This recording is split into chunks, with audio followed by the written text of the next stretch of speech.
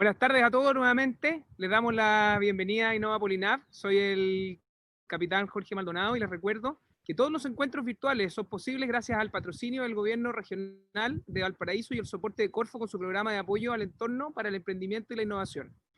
Seguiremos presentes todos los martes hasta el 1 de diciembre realizando webinars con panelistas chilenos y extranjeros, donde seguiremos hablando acerca de innovación abierta, retos y los potenciales soluciones asociadas a mantener la vigilancia y el control sobre nuestro mar. Nuestra meta es ir preparando el camino para nuestro desafío Avante 2020, el que será presentado el 6 de octubre, donde lanzaremos desafíos institucionales que requieren de soluciones tecnológicas y que potencialmente tengan aplicación dual, es decir, que sirvan tanto al mundo militar como al mundo civil. Será una invitación abierta para que cualquiera que desee participar presente sus aproximaciones de solución y tengan la posibilidad de implementarla. No pueden perderse la oportunidad de ser parte de esta competencia, que busca las mentes creativas para trabajar en resolver los problemas de la defensa de nuestro país y al mismo tiempo generar emprendimientos con orientación dual. Recordarán que la semana pasada tuvimos la oportunidad de escuchar a Julián Ugarte, fundador de Social Lab, que nos habló de la innovación abierta como un camino a resolver los problemas sociales y nos mostró la experiencia de 10 años de éxito con más de 200 desafíos superados. Si no pudieron estar presentes o les gustaría volver a ver la conferencia de Julián Ugarte o cualquiera de las conferencias que ya se hayan realizado, pueden acceder a nuestra página www.innovapolinav.cl y ahí encontrarán nuestra sala de prensa, donde estamos dejando disponibles todas las conferencias para que las puedan volver a ver. Como estamos hablando de innovación, hoy día haremos un experimento. Vamos a hacer las cosas diferentes y para eso hoy día invitamos a un panel de expertos provenientes de diversas organizaciones asociadas a la investigación y a las ciencias del mar. Nos contarán de las tendencias en innovación marítima y cómo algunas ideas que hace 20 años parecían ciencia ficción, hoy ya no son ideas del futuro, como los parques eólicos, entre otros. Nos hablarán de cómo la acuicultura ha superado el 50% de la producción de productos del mar y casi el 90% de las mercancías del mundo se transportan por vía marítima.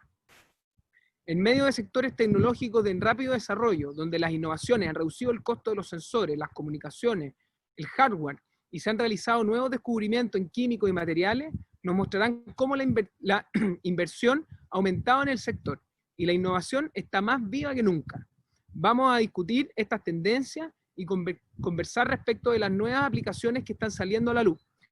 Veremos quiénes están innovando y cómo podríamos participar. Estaremos recibiendo y efectuando las preguntas durante la presentación, a diferencia de los otros webinars que estábamos esperando hasta el final. Ahora pueden hacer sus preguntas durante la presentación. Y haremos la discusión de este panel en inglés. Quiero recordarles a todos los que nos están viendo que tendremos habilitada la opción de intérprete simultáneo. Si miran abajo de su pantalla a la derecha, hay una pantallita donde encontrarán un icono con el planeta. Si hacen clic en ese icono van a poder optar a la opción de traducción simultánea del audio que deseen. Para liderar el panel, dejaré con ustedes a Helen Chang, que es la directora del portafolio naval de BM&T de Estados Unidos. La vamos a saludar ahora. Hello, Helen. Are you there? Hello. Can you hear me and see me? Yes, we can hear you, we can see you, and we are very excited to have you with us today. We're very happy for being with you and with these experts who are going to talking to us about your experience and the science related to the ocean. Great. Yeah, thank you for that introduction. Welcome everyone to this panel, which I titled Maritime Marvels, and invited a panel of illustrious professionals who are experienced in the maritime domain. And we really want to bring to you some of the ideas, the energy, as well as the innovations that we will be seeing. This is a partnership with a group called Wharton Aerospace. So I do know in the audience there's some folks that I had invited from my organization that are online. And just in case you did not hear what was provided, there is a way, we're going to be in English, but if we go back to Spanish, there is a way to make sure all the discussion is in English for you, for those English speakers. por So ahora. without further ado, Así que I'm sin just going to jump in. detenerme más, voy a iniciar. Again, my name is Ellen Chang. I am with BMNT, a company and innovation consultancy in the United States, and have been working within these maritime technologies for most of my career. I do have a background in the Navy. My role here is I'm just going to moderate. I'm going to go down for all of you from Dr. Bellingham all the way through Erica, just to have yourselves first introduce yourselves and your organizations and your experience in order to give the audience a general context of where you're coming from. So with that, Jim, would you kick us off? Thank you, Ellen, for having us on here. It's an honor to be with this tremendous group. I am Jim Bellingham. I run the Center for Marine Robotics at the Woods Hole Oceanographic Institution. I've been working on autonomous vehicles in the ocean environment for about 30 years, mostly having to do with applications to understanding and predicting the ocean environment, but also how you very interested in how you push these technologies out to the commercial world and make a difference in people's lives. So thank you for having me. Yeah, thank you. How about you, Bill? Please introduce yourself and your company. Absolutely, Ellen. Hello, everybody. My name is Bill Lebo. I'm from Dive Technologies. Dive Technologies is a small company up in Boston, Massachusetts that designs and manufactures autonomous underwater vehicles, or AUVs. So like I mentioned, we're a startup. We are just putting our first robot in the sea today. We're starting sea trials off of Cape Cod Bay and really bringing a new product to the market for an AUV. And our differentiator, what we're trying to do is to create a very large robotic platform that has long persistence, long endurance, and large payload capability for more effective robotic capabilities at sea. Thank you. Yeah, what's your first mission? What are you trying to do? So our first mission will be deep survey, where we'll have sonar equipment installed onto our vehicle, where we can go down to 6,000 meters and survey the seafloor. Yeah, thank you. Judith, over to you.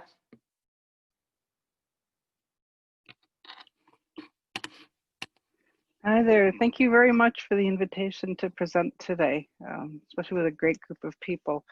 I'm one of the co-founders of the Blue Incubator at Blue Institute Labs, and we are working on helping startups and advanced young companies, not young in age, but young in years, get access to financing, to get into the water, and to help them commercialize ideas that might be coming out of universities or just out of maker spaces. And we are located in Massachusetts on the water and also in Newport, Rhode Island. Thank you, Thank you for that. Sophia. Hi, Ellen, thanks. And thanks for inviting me to speak on this panel. So I'm an observational physical oceanographer, and I come from the Scripps Institution of Oceanography in San Diego, California.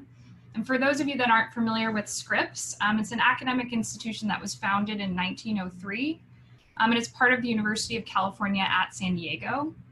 And it's split into 3 sections. So we have biologists, earth, and oceans and atmospheres as kind of our sectors. And we have 350 graduate students, 4 research vessels, and an annual operating budget of about $250 million. I actually have a bit of a unique connection to Chile. I did my PhD work looking at the Southern Ocean, in particular processes in Drake Passage, spent a lot of time at sea down there, and became really familiar with the need for autonomous systems based on the harsh and remote climate in the ocean and the development of platforms to kind of explore processes that exist there. I joined Scripps in 2016 as a postdoc, and I'm now a PI in the largest lab there. We have about 40 full-time employees, and we focus on the development of autonomous systems. Our funding is mainly from the DoD or from defense-related sources. And I really work on kind of the use of these systems to characterize upper ocean processes and the development of new algorithms to make the robots smarter, so similar to self-driving cars. And finally, I've started to teach a new class at Scripps called Hacking for the Oceans. And it's a class that pairs undergraduate and graduate students with industry and external sponsors to start to tackle some of these problems that we'll be talking about today. So thanks. Yeah, thank you. Thanks for that. And Erica, over to you. Great, thank you. Good afternoon, and thank you for having me on this panel. My name is Dr. Erica Montague, and I'm Chief Technologist for Schmidt Marine Technology Partners. We're part of the Schmidt Family Foundation, and we give funding to very early stage ocean technologies that could enable some level of sustainability. We do this through grant making. We look at things that are sequestered perhaps within academia, not-for-profits, or early startups. And we try to help them through that valley of death through funding, connections, and really 4 main categories: enabling sustainable fisheries, enabling ocean research, reducing marine plastic. Primarily, we look at that as an upstream problem, and finally, habitat health. And so those are part of what we do. Also, what we do is try to engage with the community and multiple stakeholders to not just broaden the conversation about this, but also the funding, and pull resources in terms of technologies from other sectors, such as what we're having a conversation about today.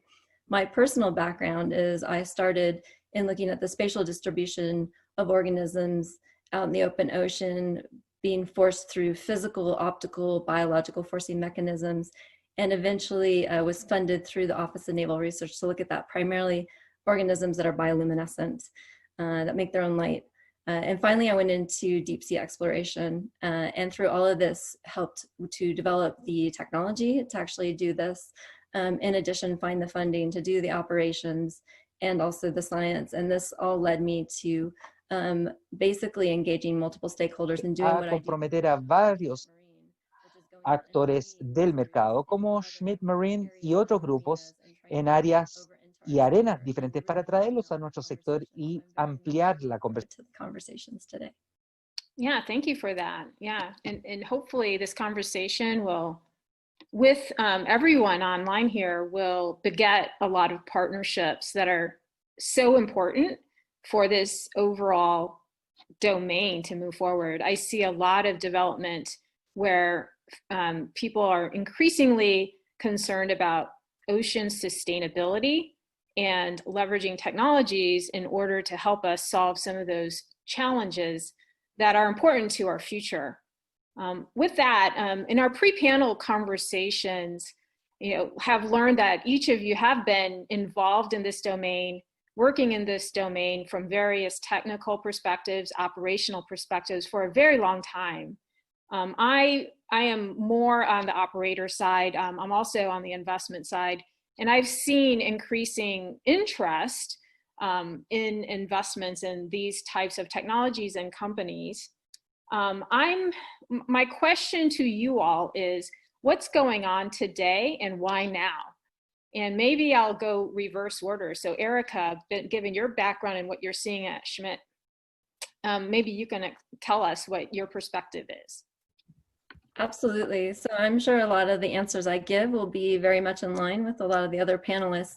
But the reality is that the costs of types of technologies have been greatly reduced. So now things that were not historically available to our industry are now available. And I'll give one simple example, and actually I'll backtrack. The things that limit us right now are power, memory, being able to store things, and in addition, cost. And as those things become smaller and more efficient in other industries, it becomes more readily available to us. And so one of them is an LED. Historically, we had to use lasers. They are power hungry, they are expensive for optical sensing. Now we can start using LEDs that have been done through other industries in Silicon Valley and port that over into our area. We're very excited to fund somebody currently, Alan Adams, that's looking at a nutrient sensor. He would have normally wanted to do this optically with a laser. Now he can do this at an economy of scale with LEDs. And so that really drives down the cost in an area that historically has been underfunded, is monitoring ocean sciences, ocean technologies for sustainability. So that's just one example amongst many in which how things have changed in the last even just 5 years. Wow, that's amazing. Very interesting trends. Sophia, how about you from Scripps? What are you guys working on, and how does it dovetail with what Erica mentioned? Sure, and just to echo Erica, and I'm sure what we'll kind of all key on is just the cost of these systems and these technologies that are being developed are decreasing and making them more accessible for kind of the community. You know, in our group, we work with a lot of kind of aerial, surface, and underwater systems, and what we're excited about is trying to kind of utilize those things in concert. So making not only these systems kind of the best that they can be to adaptively sample and have autonomous behaviors, but also communicate with other systems which may have kind of, you know, trade-offs. They may have more persistence, may have better communication, maybe faster. And so really how you take a heterogeneous network of these kind of robotic systems and make them collaboratively look at the ocean is kind of what we're excited about. And the second thing I think we're really excited about at Scripps as an academic institution is just the interest from students in the community in these problems. And we're seeing students who are just really passionate about the societal impacts of their science and the questions that we're looking at. And really, I think that that's just been an explosion in terms of interest from the student population in these problems. Interesting, yeah. How about you, Judith, given your incubator and the different groups that you're pulling together? What's different today? Yes, what's different today than when we started on this quest some years ago to create this innovation center where we bring together university folks, industry folks, as well as government agencies, is the widespread, much more widespread knowledge and acceptance, number one, of climate change issues, number two, of the health of the oceans and how important that is to climate change. And in our case, we're also very focused on groundwater and drinking water and wastewater as well, because we see water as the full cycle. So what we are seeing is many, many more universities, for example. This is up until COVID. Going forward, things may change. But up until COVID, they were very interested in becoming part of the Innovation Center. It allowed their students who might not have, these are inland universities, that, let's say, that might not have access to ocean studies. We're seeing a great increase there. And we're also seeing a lot of people coming out of what their silos. There's much more cross development of these different platforms. There's much more discussion amongst the engineers and much more co-solving of problems. Interesting. And there's probably a technical element to that too, where collaborative software enables a lot of that. And I think too, there's just the idea of dual use is, I think it's much more understood at a colloquial level. And I'm not just talking about in industry and with the military, but it's the idea of looking at product or an idea, and one person may see it another way, but if you put it before a different engineer from a different background, for example, or a scientist, they might be able to take that one idea and turn it around completely and use it for something else. And this idea of cross-pollination of ideas, I think, is much more readily acceptable in the last 5 years. Interesting. Thank you for that. Bill, you have a startup. I guess, you're one of those that are taking the plunge, possibly leveraging the lower cost, but you have an extensive background also of operating in different organizations. What do you see? Why now? Why did you found your company now, and what do you hope to take advantage of? Yeah, that's absolutely right, Ellen. And to piggyback on what Erica and Sophia said, cost. We truly believe that we couldn't have started Dive Technologies 20 years ago the way we're starting it now, with a small group that's focused on integration of these subsystems.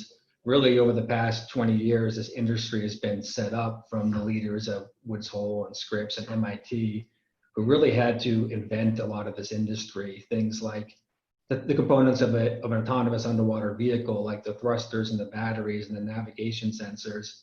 you couldn't always buy those back even 20 years ago, like I said. So back then they had to invent it. Now we have an industry of low cost where we can pull these building blocks. And what it allows a company like Dive Technologies to do is really focus on the next level of innovation and staying out in the water for longer, and what do these long endurance persistent missions mean, and what kind of data can we bring back home.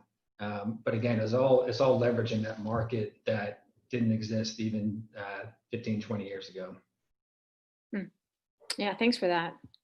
Jim, how about you? You've been involved in the industry and probably have seen some of these inventions come to life. How about your perspective?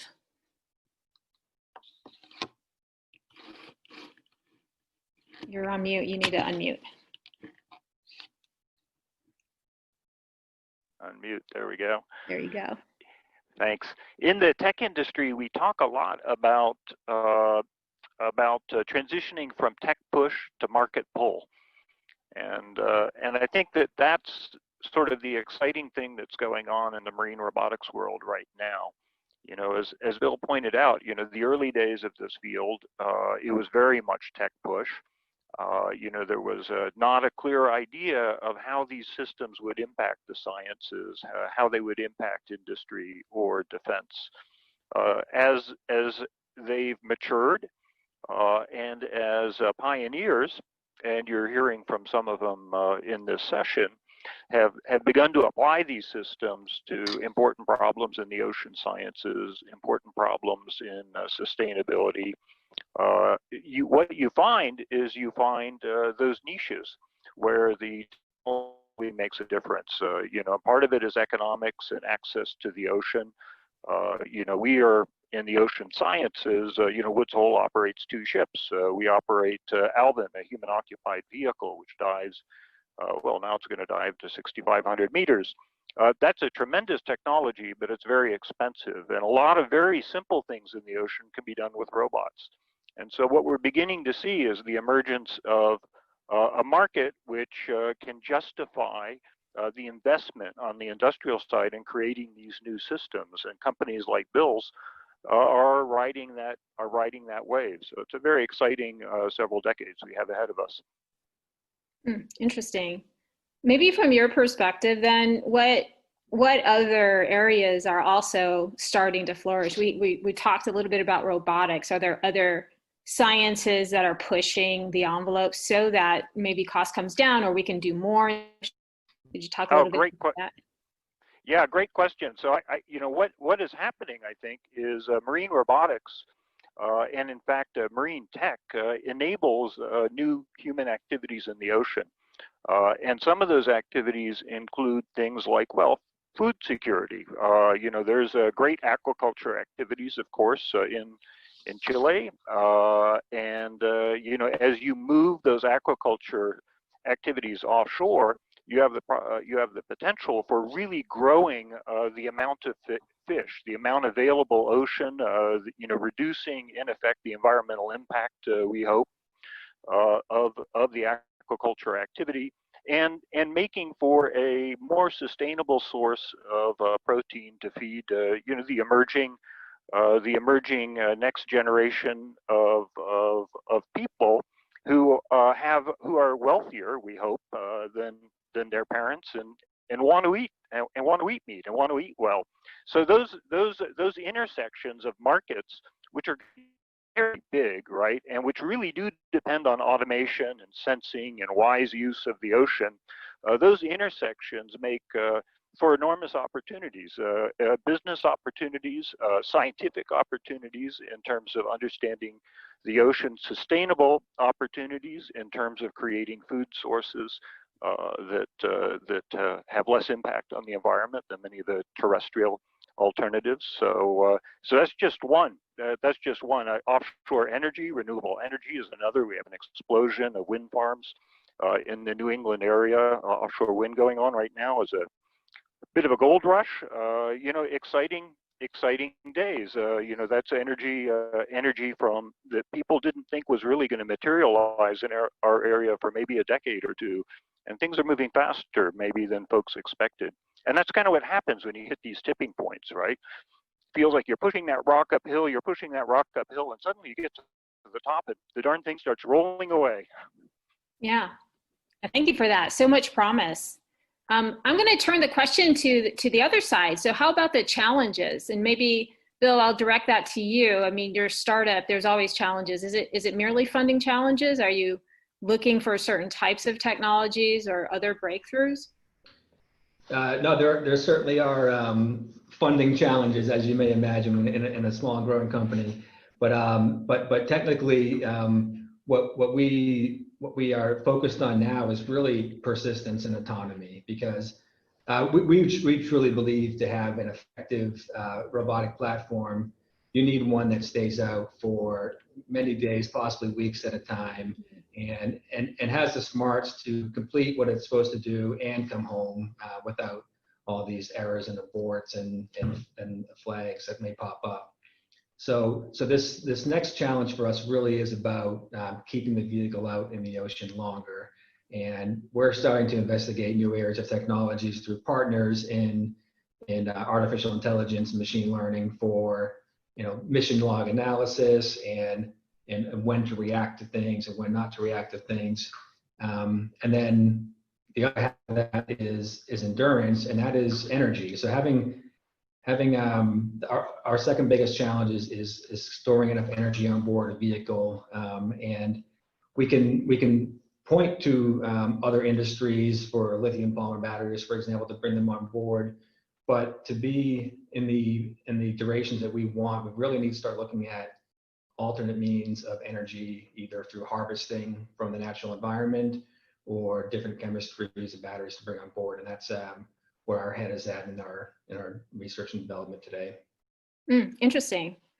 I'm going to shift that question also over to you, Erica. I mean, you mentioned power and some of the other types of areas. What challenges or what breakthroughs are you at Schmidt hoping to see, if I'm asking that correctly? Yeah, absolutely. So I think when you look at what Bill mentioned, he's looking at the finer point, some very specific issues for his applications. When we are looking at broader, and so the broader issues, and I think that one of the big ones right now is interoperability. So all of these different instruments that are coming online, different groups, different manufacturers, the ability for those systems to work together seamlessly, especially if you want to use commercially available technology to build a full system. So to use a thruster from one group, to use a sensor from another, and put this all together onto one vehicle, being able for them to communicate, to have the same protocol, the same types of connectors. This interoperability is a very big, broad area. It's a tough one to solve because it requires a lot of commitment from a lot of different groups of people. But that is one area that is a bit thorny, and it could be addressed. And then, of course, in terms of some exciting stuff that's coming down the pipe, like I said, with the optics, definitely energy harvesting batteries. This is not something new, but as they increase their ability to actually harvest temperature changes in the ocean to actually charge the batteries, things along those lines are stuff that we're also looking at. Very interesting. Speaking of interoperability, Sophia, I'm going to direct this question to you. You mentioned your group is working on heterogeneous robotic interaction, and I imagine you have faced some of those issues. Could you talk to maybe what your work is, or you're experimenting, or how is your group thinking about that? Sure. I think, in terms of what's difficult about innovation in general, and then kind of my particular experience at Scripps, and I think Jim is probably the most familiar with this of anybody. It's just the real technical tradecraft of this field. And so I just like to give kind of an analogy of welding versus underwater welding, and the real difficulties of trying to develop technologies and test them in the maritime space is it's really a tradecraft, and it takes years and decades to develop the expertise to build these systems functionally. As we kind of see interest in this space, it's easy to look and see low-hanging fruit and have good ideas, but the return on investment and the technical readiness level of these systems take time. And so one of the big challenges is just the patience to watch us fail. And, you know, we have failed, I have failed, broken systems, you know, lost systems, and I'm sure, you know, many on this panel can say the same thing. And as we work through that, there are some, you know, key breakthroughs in, you know, getting a surface vehicle to talk to an underwater vehicle so that underwater vehicle doesn't need to surface and can continue its mission and transmit its data, you know, through the satellite gateway. These are the things that we're doing. And these are kind of the breakthroughs that are really going to change the space. But the failures and the kind of return on investment initially are tough, sometimes tough pills to swallow. Mm-hmm. Yeah, thank you for that. I'm going to address the question that we just got posted. So given these challenges and giving these promises, part of the effort that we're looking at is maritime domain awareness. And we know the technologies are now there, potentially composable, as Bill mentioned. So what about maritime domain awareness? What types of different capabilities or needs are out there to detect on different dimensions? You know, what are we learning? How do we gather that data? It's a very broad question, but I'm wondering what each of you think would drive better maritime domain awareness. And maybe I'll start with you, Jim. There we go. I remembered to unmute myself. Thank you. You'd think after how many months of COVID that you know, I'd have that down. I think the panel already identified some of the really big issues, which really revolve around you know, what you might describe as scalability issues. So and kind of the way I think about it is a little bit like this. You know, you have a choice between building things in the ocean that cover a lot of area by going very fast. It turns out it's really hard to do that because when you go really fast, you use a lot of energy, which means you have to put more batteries in it, which makes it bigger, which makes it a higher drag, which means you have to put more batteries. And it's a death spiral in the design, right? You end up with something very large. On the other hand, if you can make lots and lots of small things, you can be lots of places in the same time.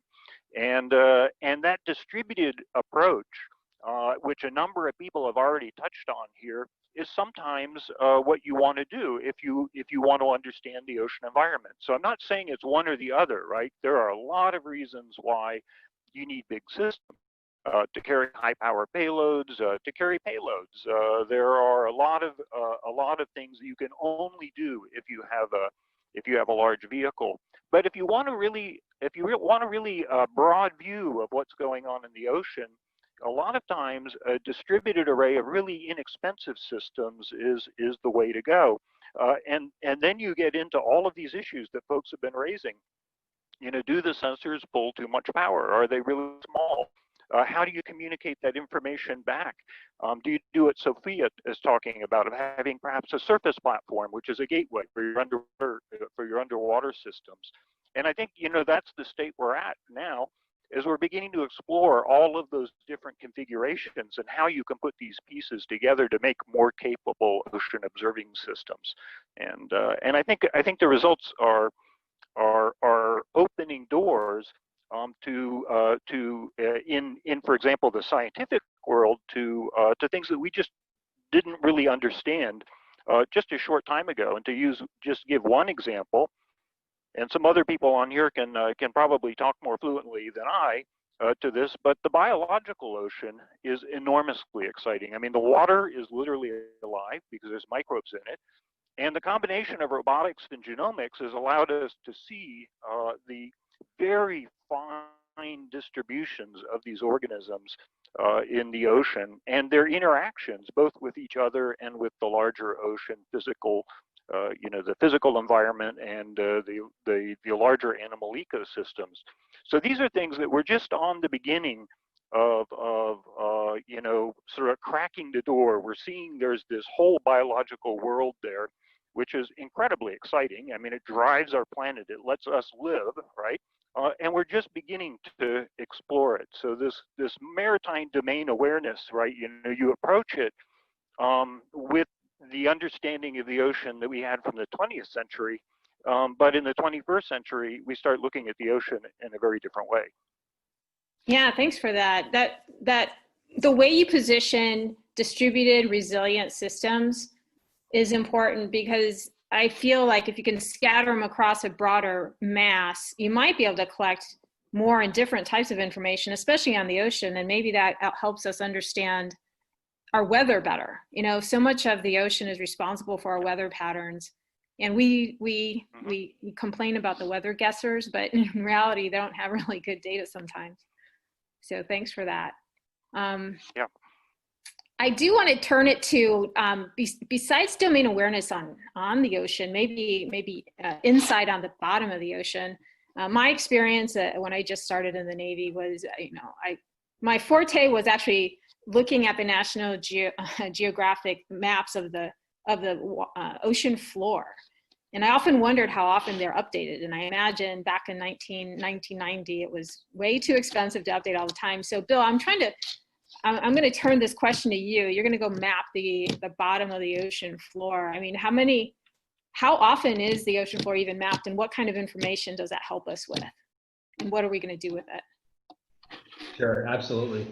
And this is going back to an earlier day for me. This is an issue we had when running subsea robotics in the Indian Ocean, and we prepared for an operation. We thought the sea depth was 4,500 meters, and it turned out it was greater than 5,000 meters. So we had to scramble to see what we had to do, but it was just eye-opening to me that we didn't know what we were getting into there. We didn't know what we were going to see. We didn't even know how deep it was to within 10-20%. So I think depending on the metrics you read, we've mapped about maybe 20% of our sea floor to date. I think some of that's debatable on resolution, but there's a lot out there. So there's a lot that we need to do. There's a lot. So we need to have these platforms that can go to these depths and they have an appropriate cost and be autonomous to collect this data, because there's just so much that we haven't seen yet. And as to what that data can be used for, I think there's it's a lot. At the essence, at the base, it's really just the knowledge of our planet, how things work. And you mentioned weather; that's a big factor. The ecosystem, what does the full water column look like? And then resources. What resources are at the ocean that can be tapped, and that are based off of that. Thank you for that.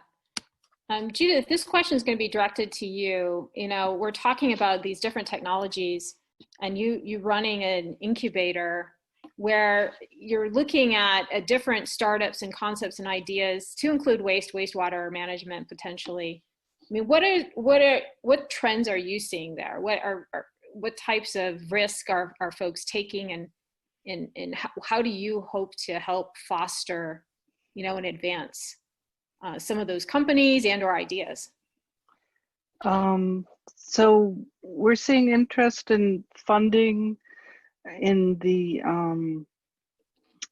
in offshore, the maritime, in the mariculture industry for aquaculture, but fin fishing as well. We're seeing a great interest in that. A large interest in the interoperability piece that I think Erica spoke about earlier, and how that can tie in directly with companies like Bill. And I know in New England, we also are seeing an enormous growth in the materials science, as in the maritime industry, they're looking for lighter weight vehicles, which goes back to Jim's point on energy usage, and but also rust-free materials if possible. That what you put in the water, part of that cost is the rust that will happen over the years, right, in maintaining those vehicles. And as far as wastewater along the fouling type of technology too, where you have all the ocean jump on absolutely top. Absolutely. And then we're seeing a lot of investment right now in the efficiencies around shipping.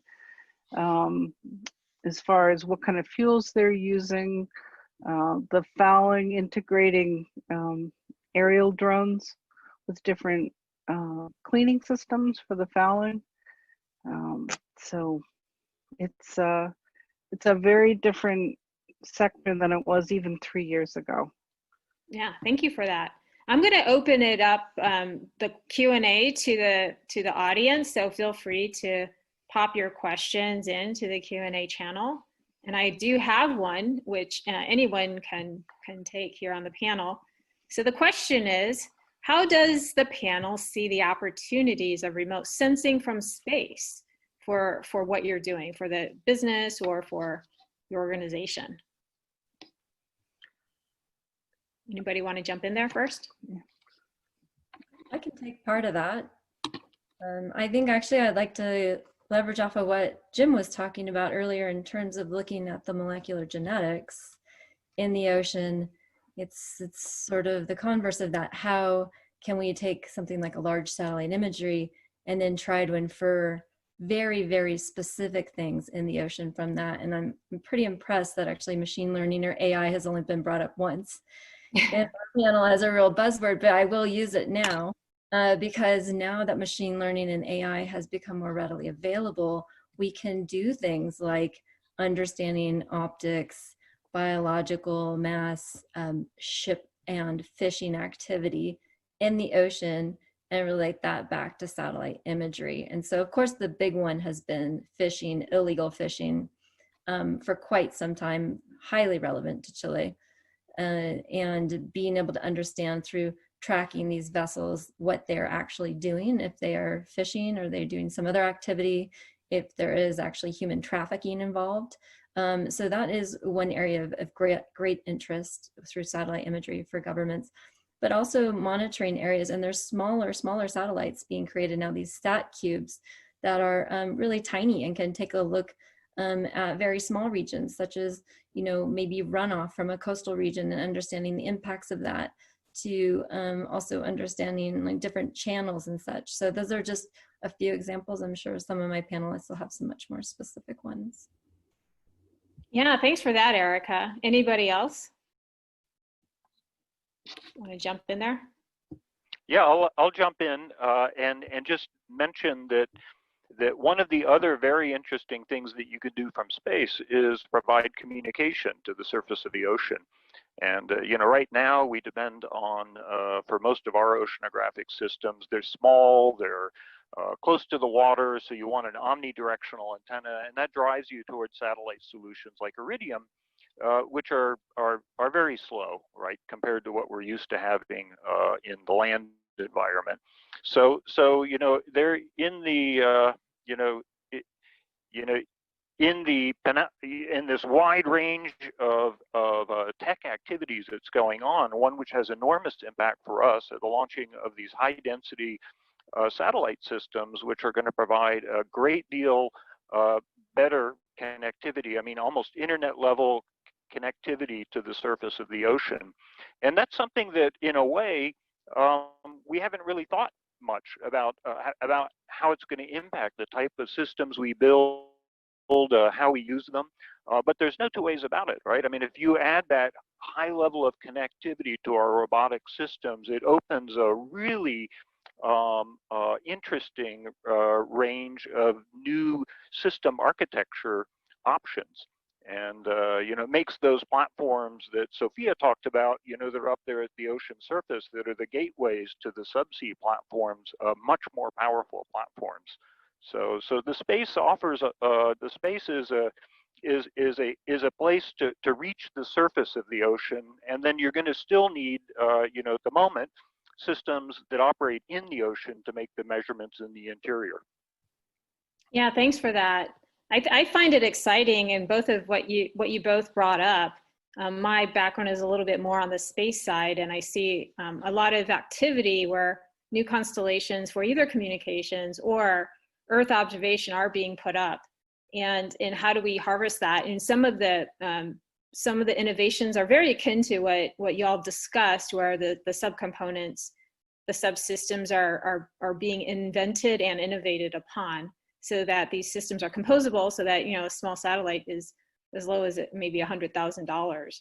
I think that it's interesting where the launch, I think once we figure out responsive launch, that'll give what Erica talked about, you know, really tactical satellites for specific domains are really, that would be, make that a good option. And I don't see that as very far away. If either of the billionaires have anything to do with it, because it's mostly the billionaires funding all of that innovation. I do have I guess a capstone question here, which is all this innovation drives a lot of activity, and we're in particularly this group, you know, we're concerned about sustainability. So maybe just go through, how can we innovate responsibly or sustainably? You know, not forget about, you know, just not designing a system to actually over optimize on perhaps speed just because a certain fuel's there. Is there a way to bound and think about the problem creatively? So Jim, I'll start with you. You have to go on. You probably have to unmute. Yeah. Yeah, there we go. Reading lips doesn't work, I guess. So I think that there is a close alignment between what ought to make things a more responsible innovation ecosystem and what makes the innovation ecosystem work faster.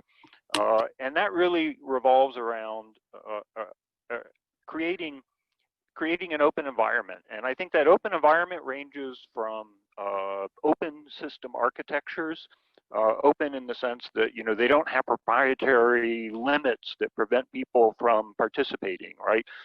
Bill would really like to be able to put anyone's sonar in his vehicle, not have put, you know, a particular manufacturer's sonar on the vehicle, which forced him to create sort of an infrastructure which prevented other people's stuff to come in. And so we want that ecosystem to allow everyone to play. On the far side of this, we want an open data environment as well. You know, and the benefits of this, you really only have to look to the atmospheric community to see how important it is to have open data, openly accessible data for a global Earth system. You know, the atmosphere and the ocean, of course, respect no boundaries. They move, you know, from one country to the other without regards to those lines that we draw on land or in the sea. And as a consequence, if you're predicting weather, say over South America, you want to be able to access data over the rest of the world to drive your prediction system. The same thing is true, I think, for the ocean as well. And so, you know, as we build up these systems and as we begin to mature our ability to produce large amounts of data, I think one of the things that'll make this a more powerful system and probably a more responsibly managed system is if we also build in data sharing frameworks as well at the same time. Yeah, interesting. Judith, how about you? Since you're, you know, you largely focus on that arena of sustainability and responsibility. How could we do better? It's really about building a culture, and some of it's about influencing policymakers. And a lot of it's really just about, in different panels like this, having people like Jim speak to the opportunity. And I think if people really understand that, or at least my philosophy is, the more open the architecture is, the more opportunity people have, more opportunity companies have to grow. When you silo things, in the business world, it stifles innovation for the most part. You know, obviously you need to close off some innovation, but open access, especially to the data, is it's really key for us getting to the next level. It's the analogies there is very, very much between PCs and Mac years ago, or even if you look at the early automobile industry. So it's not a new challenge. It's just because it's paired with climate change and really trying to reverse what we've done to the planet. It's life-changing. Mm-hmm. I guess Sophia or Erica, anything to add? Sure, I can add a couple of things. I think when we think about, kind of innovating responsibly and sustainability, we can kind of think of that in two ways. So first is just what we're putting into the ocean, and making sure that the materials and batteries and things that we put in, we're not just dumping more plastic and more kind of chemicals into the ocean than that's already being done. And the second part of this is just the ocean is really a shared resource, and we've been thinking about these problems in a very generalistic sense, but what we haven't really talked about is kind of the nearshore problem and how much of society really lives on these coastlines and how difficult it is to predict conditions and infrastructure damage from kind of extreme events. And so, one idea here is if you were to build a nearshore kind of warning system for a vulnerable community, that takes kind of physicists that understand oceanography, it takes new tools, robotic systems, satellites, and embedded sensors, and it really takes kind of a lot of pieces of the puzzle that we have, and yet you've got to connect the dots between the monetization of that, so you can build a great observing system and you can give people a couple hours more of warning. And how does that translate to preparedness and infrastructure damage? How much money can you save a community, and how many lives can you save if you give them a couple of extra hours? And so these are kind of the questions that we're going to have to start to answer as sea level rises and ice melts and these climate change issues are really confronting us. And I think that the idea of innovation in the nearshore, where societal impacts are the largest, and in fact some of the engineering problems and some of the physical processes are the most complicated, is something I hope collectively we all kind of start to put our minds towards. Thank you for that. Erica, anything to add, or Bill? I'll just very quickly add to that. I think a lot of the panelists already addressed quite a few bits of it. But from what Jim said, and also Judith, this idea of innovation, rapid innovation, and also climate change, and this is the reality. And so the ability to put funding in towards the research around these technologies for rapid testing, research, and innovation, actually really doing the hard research around this. And for carbon dioxide drawdown, the research needs to be there for the tech. Most people want to jump in and fund the tech in the space of all these spaces, but the research around this.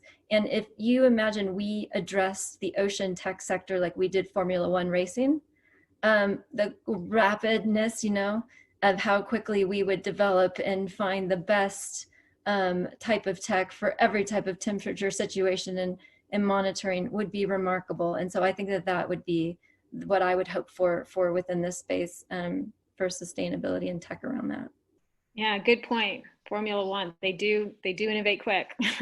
They change out those wheels real fast, like, I don't know, 3 seconds, 4 seconds. Bill, anything to add? Yeah, and real quick, just highlight that this is really a great industry to be in because everybody is so passionate about it. My fellow panel members and everybody else I've come across in the industry. So it does seem to be a very openness to sharing. We talked about sharing data, sharing technologies. And, Dive is a big believer in that. And I think as a community, we need to keep that up and expand upon it to make it easier. But it's a big factor that will keep this industry moving. Yeah, thank you for that. Well, we've come to the top of the hour. I'll just invite anybody to make any parting words, and then we'll be closing the panel. So I guess, Erica, any last words? No, I just think this is a very exciting space. A lot of countries are looking at this in multiple domains and how they can come together to create better ocean tech for multiple reasons. And so I welcome Chile into this space. And if you guys have early stage tech, come and talk to us. Yeah, there probably is. So Sophia. Yeah, I just want to say thank you for the opportunity to serve on the panel. It's really inspiring, I think, every time we do something like this, just to hear the ideas and the engagement from the audience. I think coming from the academic world, there's a lot of really interesting science that's happening in academic institutions, and I don't think a lot of that translates to the public in ways that it could. I think there's a lot of potential there. I think, you know, people like Erica and Bill are kind of bridging these gaps, and Judith as well. And I'd just like to see kind of these kind of collaborations and synergistic activities continue to grow, because I think if we can get more connection between the science and the entrepreneurship and, you know, development of technology, we're really going to see some big impact. Powerful. Yeah, that's powerful. Thank you. Judith.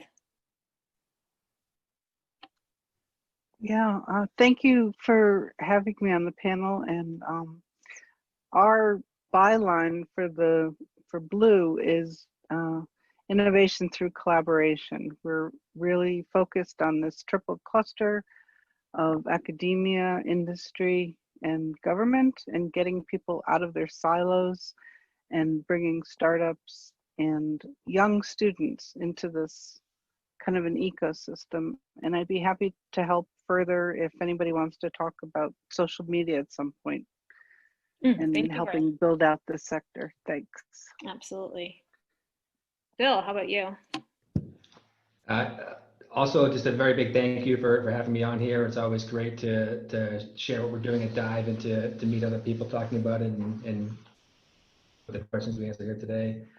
I think, you know, just from our point of view, we're new and we're getting in the water for the first time as Dive Technologies. So we're very open to hearing about what other people are doing and how we can work with other people. So anyone feel free to reach out and we'd be happy to talk. Thank you so much. And Jim. Well, I think this is a particularly appropriate panel to have, you know, with our Chilean friends. I'm sorry that we are, you know, communicating via Zoom and we can't be there in person. But you are an ocean country, right? You have probably more ocean than terrestrial land by a long shot. And so your future is intertwined with this magnificent resource, which is, you know, just off your coast. I think we would love to see you engaged with us in this global enterprise, and we hope that you know, after COVID is over, there'll be an opportunity for visits. I think my first cruise actually sailed out of Chile on its way to the Antarctic. And we would love to see you all come up and visit us in New England. So thank you for having us. Yeah. Yep. Thank you. Thanks, everybody. Oh, back to Francisco and Francisca. Thanks.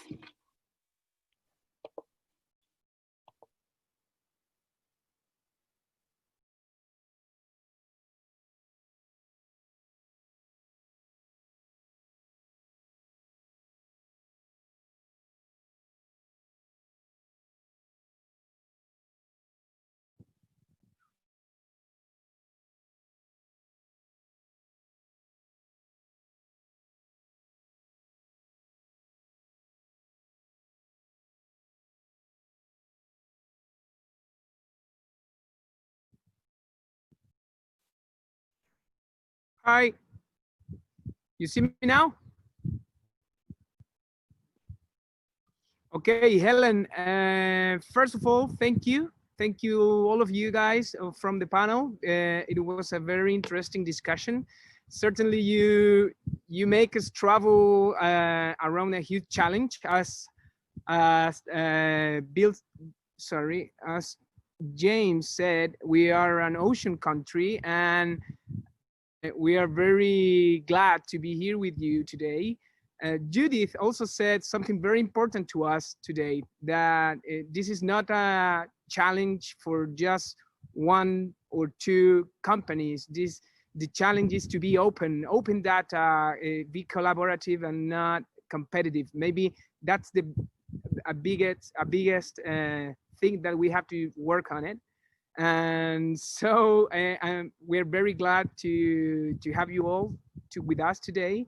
We're very thank you for your experience or your welcome to work with you. And If you let me speak a little bit Spanish, because I have to say some things to our audience. Esperamos que hayan disfrutado de la We hope that you have enjoyed today's presentation. Please. Tarde las 15 horas y quiero dejarlos invitados cordialmente, especialmente para el martes 29, en este mismo horario, donde tendremos como invitado a Juan Carlos de la Llera, que es el decano de la Escuela de Ingeniería de la Pontificia Universidad Católica de Chile, Of the Pontificia University Católica. Como el camino al desarrollo nacional. A partir de un estudio realizado entre el 2018 y el 2019, se planteará la necesidad que tiene la Armada de Chile de ir renovando sus unidades en la medida que estas tengan que ser reemplazadas debido a la operación y al mantenimiento. As operations and maintenance.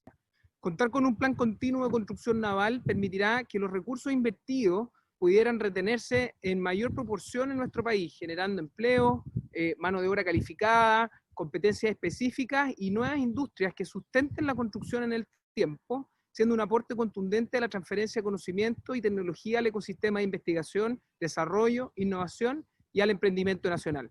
Lo esperamos el próximo martes 22 de septiembre para que estén nuevamente con nosotros y que tengan una muy buena tarde.